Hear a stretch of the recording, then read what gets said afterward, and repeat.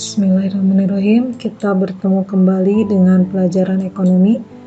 Gimana kabarnya kalian hari ini? Ya, mudah-mudahan masih senantiasa bersemangat untuk menjalani pembelajaran daring.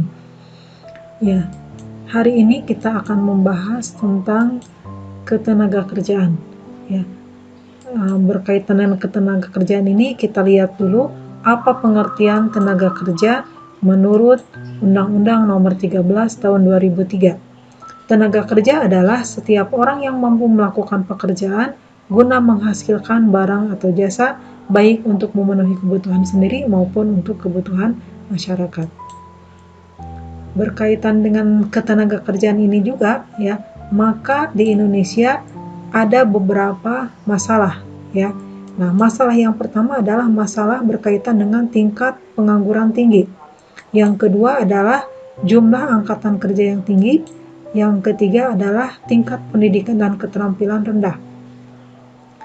Menurut data dari BPS ya tahun 2016 memberikan penjelasan bahwa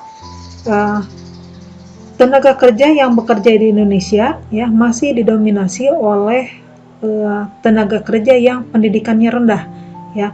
Nah, rata-rata mereka pendidikannya ada yang tidak lulus SD, kemudian yang hanya lulusan SD atau bahkan tidak sekolah sama sekali, gitu ya. Nah, itu menurut data dari BPS, persentasenya mencapai 43,5%, gitu ya. Nah, selanjutnya adalah penyebaran angkatan kerja yang tidak merata. Ini disebabkan karena angkatan kerja lebih tinggi persebarannya di wilayah kota dibandingkan dengan di wilayah desa. Yang selanjutnya adalah perlindungan kesejahteraan tenaga kerja yang belum maksimal. Nah, itu beberapa masalah berkaitan dengan ketenaga kerjaan. Yang selanjutnya, apa yang bisa dilakukan untuk bisa meningkatkan kualitas tenaga kerja? Ya, yang pertama yang bisa dilakukan ya oleh pihak pemerintah. Pemerintah akan melakukan beberapa upaya, diantaranya adalah menyusun kurikulum pendidikan. Nah, menyusun kurikulum pendidikan yang bisa menunjang kemampuan masyarakat atau pelajar atau mahasiswa agar mereka nanti bisa siap untuk terjun di dunia usaha atau dunia pekerjaan, gitu ya. Yang selanjutnya adalah pendirian lembaga pelatihan. Nah, ini juga menyiapkan masyarakat agar dia bisa siap ya terjun di lapangan ya untuk bidang-bidang tertentu ya.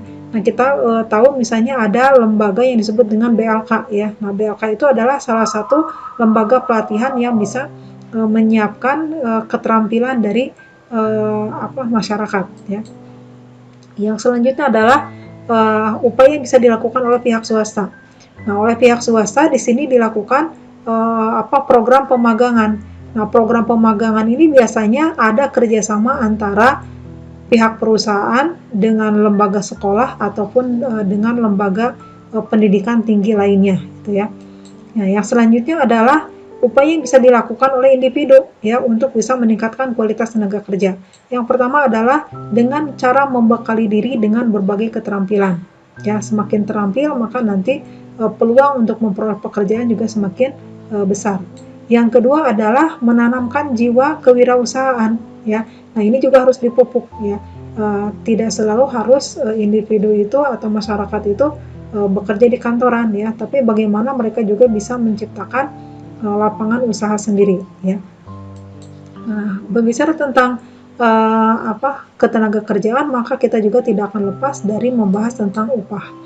Nah, ini pengertian upah menurut Undang-Undang Nomor 13 Tahun 2003 tentang ketenaga kerjaan, bahwa upah itu adalah hak ya dari penerima hak yang diterima oleh pekerja atau buruh ya, dan dinyatakan dalam bentuk uang sebagai imbalan dari pengusaha atau pemberi kerja kepada pihak buruh atau pekerja yang ditetapkan dan dibayarkan menurut suatu perjanjian kesepakatan atau peraturan perundang-undangan, termasuk di dalamnya adalah tunjangan dari pekerja buruh dan keluarganya atas satu pekerjaan atau jasa yang telah atau akan dilakukan, ya.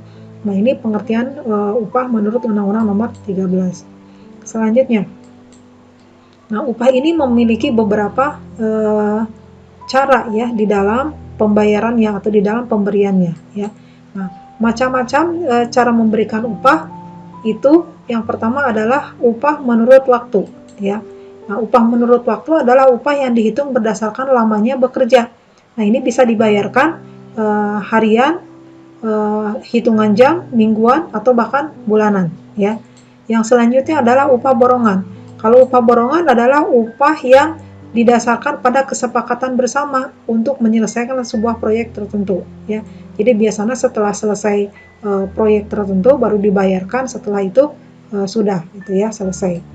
Nah, selanjutnya adalah upah satuan. Nah, kalau upah satuan adalah upah yang didasarkan pada banyaknya barang yang dihasilkan, ya.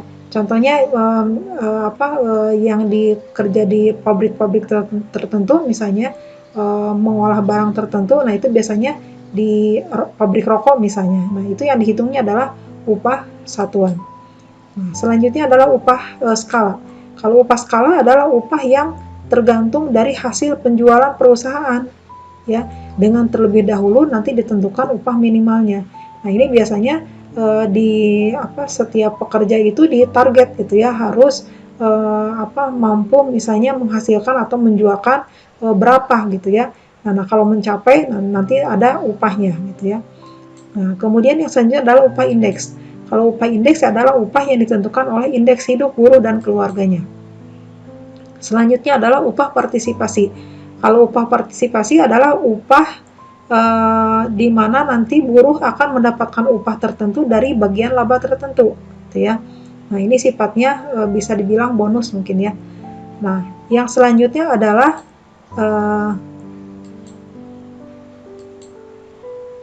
ini, ya.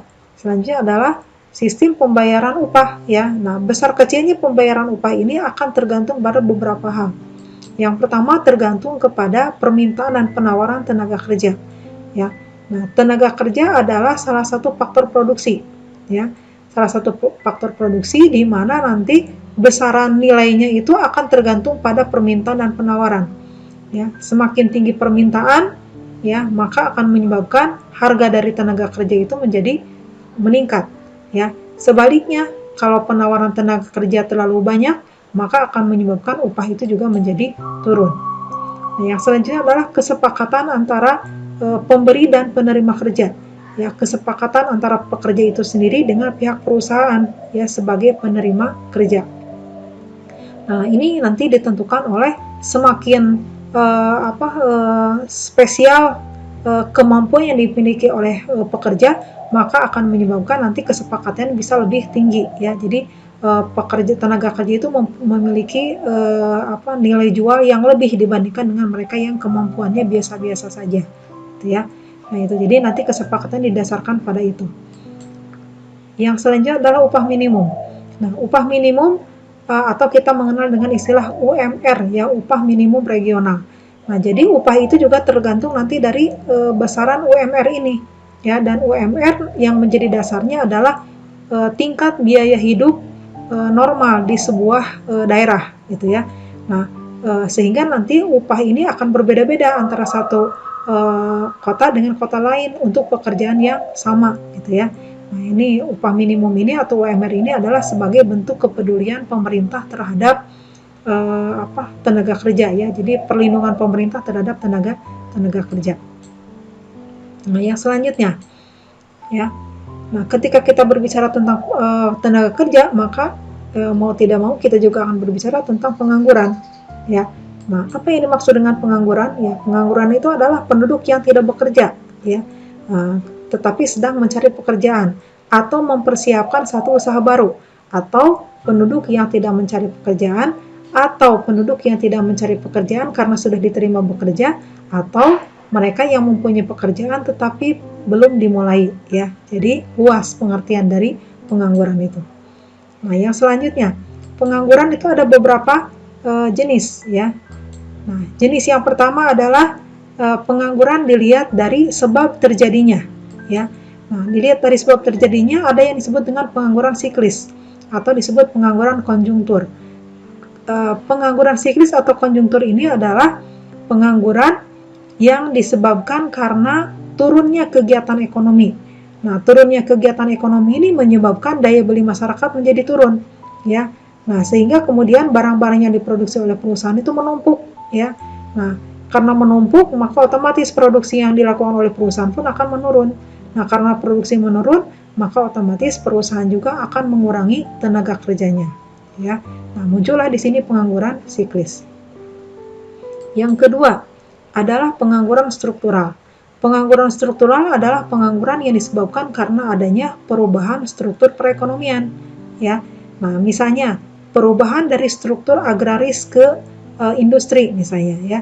Nah, dari perubahan ini akan menyebabkan terjadinya pengangguran, gitu ya. Nah, karena apa?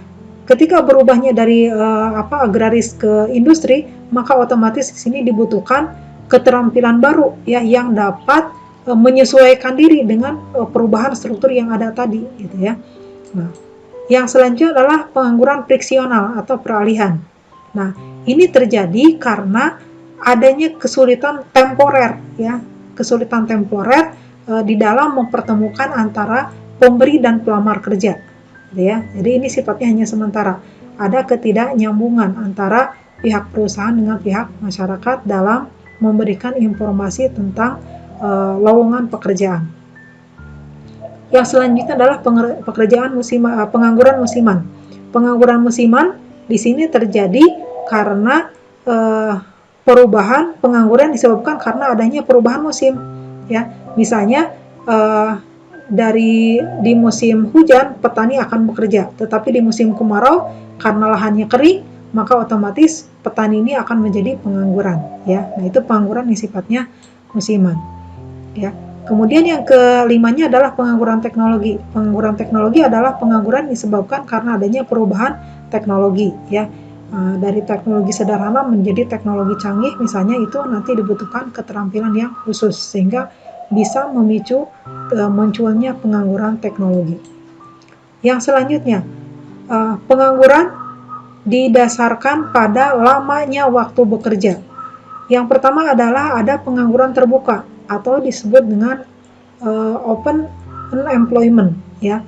Nah, pengangguran terbuka adalah pengangguran yang terjadi ketika tenaga kerja ini sama sekali tidak bekerja, ya.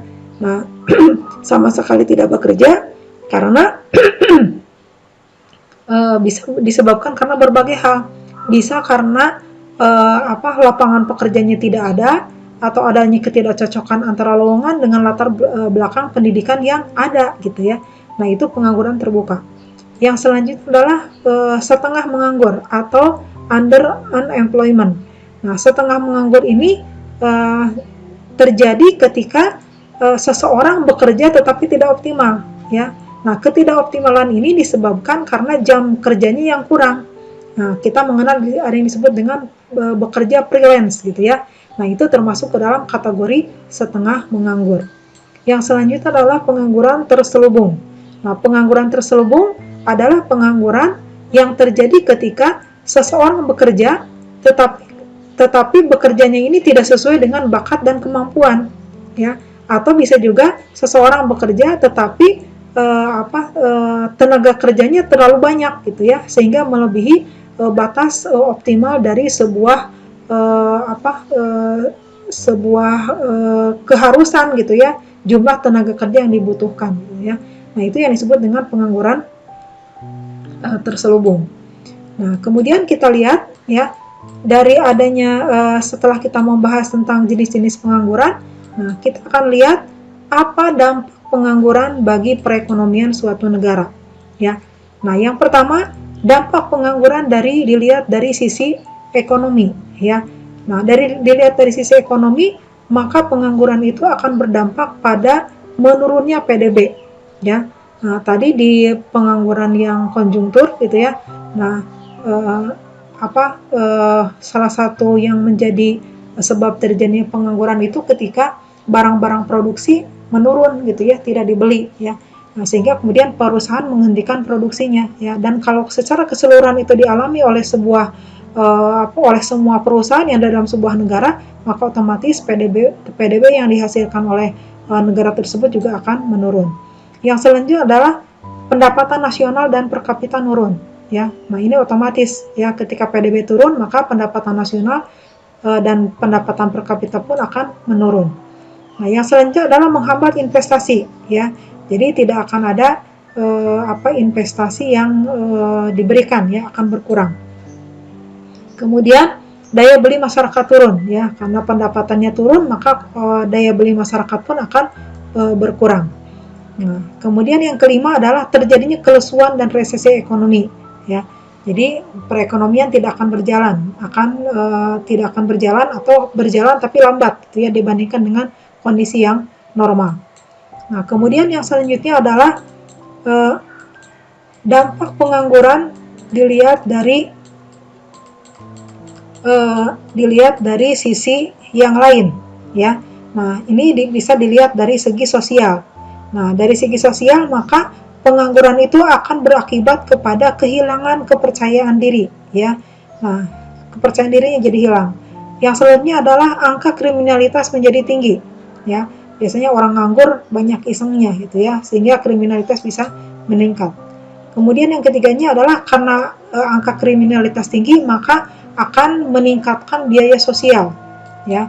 Nah, itu mungkin untuk hari ini yang bisa Ibu sampaikan berkaitan dengan ketenaga kerjaan ya.